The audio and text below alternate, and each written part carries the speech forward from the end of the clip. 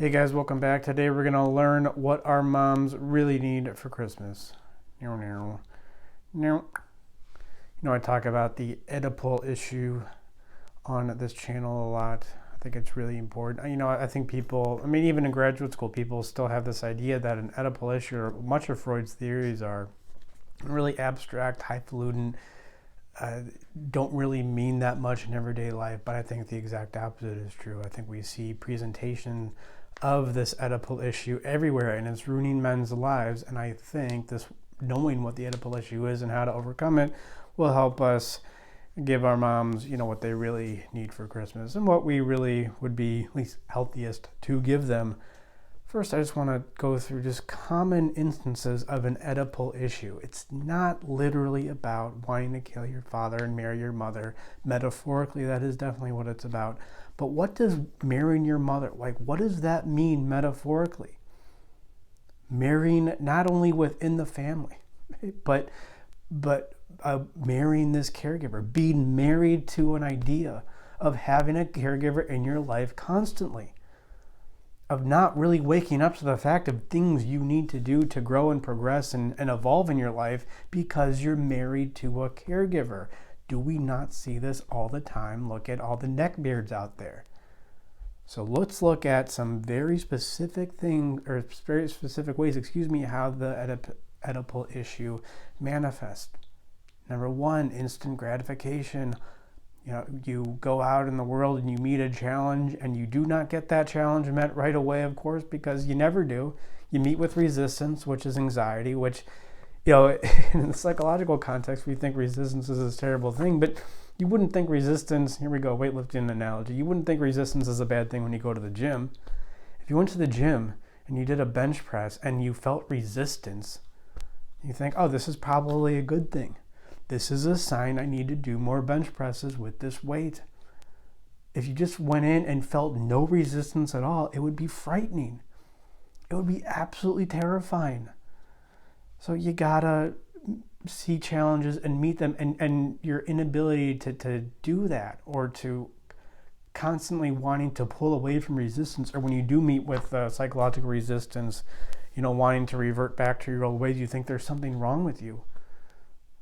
No, this is all a sign that, this instant gratification, you want to be married to this mother who gave you instant gratification when you were 2, which was healthy when you were 2, not so healthy when you're 22.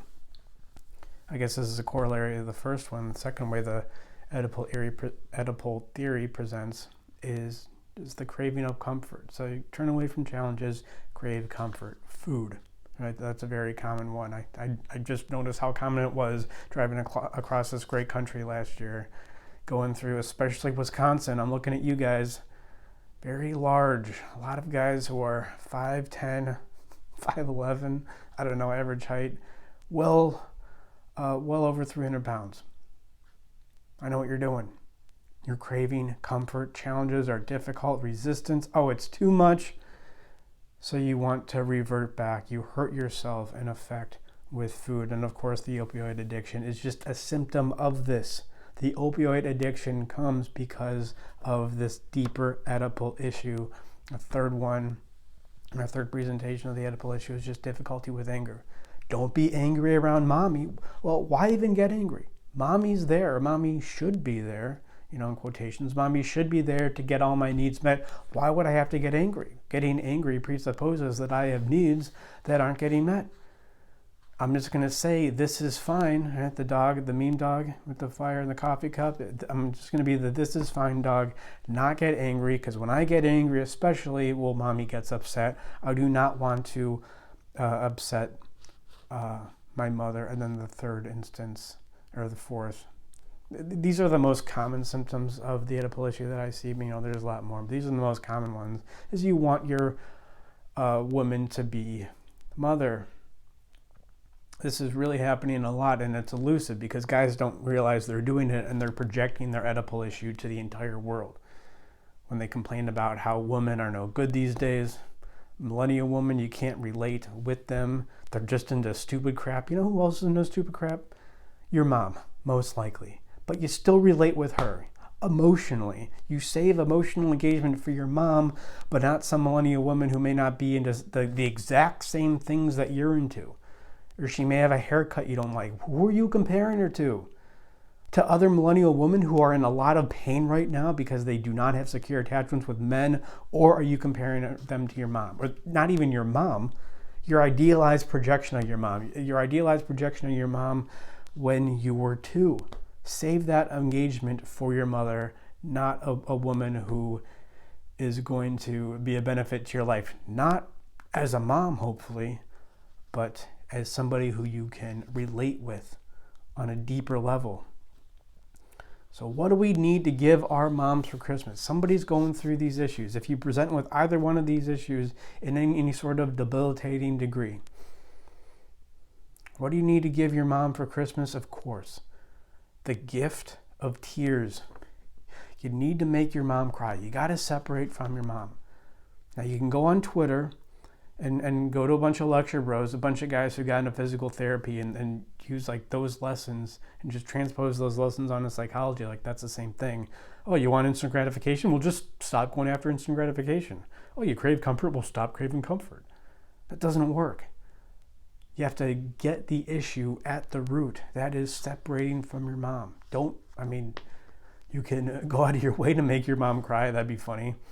Or even better, just be honest with your mom. Stop hiding from your mom. And I know this is blasphemy, especially for certain cultures out there. Your mom's emotions come first. Do not upset mom. She is the matriarch. She is the ruler of the house. Everybody's just walking on eggshells to not trigger mom's emotions. Okay.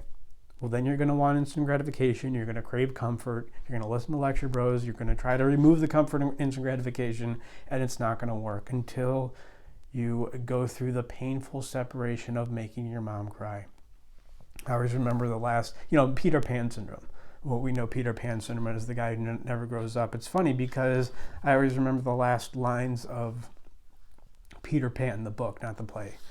Barry made it into a book afterward. And this may be the last lines of the play, I don't know, but there's something to the effect of, I don't know, we'll always need stories like this so long as little boys are gay, innocent, and heartless. Gay and innocent, gay means something different now, but, happy, just carefree, but also heartless. I just love this heartless element of a little boy, and you see it in South Park. That's some of the funniest parts of South Park. I was watching that these last couple nights. And it's just hilarious how heartless these kids are, But you need that level, and not just Cartman, all of them. Cartman's the worst or the best at it, but you need that heartlessness. 12-year-old boys, I think they're 12 in South Park, maybe 10 or 12-year-old boys, they have that heartlessness for a reason. Yes, Peter Pan is gay and innocent. He's also heartless. He also, to go back to the challenge, he also thinks death would be an adventure. Talk about, just confronting a challenge. You need that heartlessness. You need to give your mom that heartlessness. And that, I think, would be a great Christmas present for her.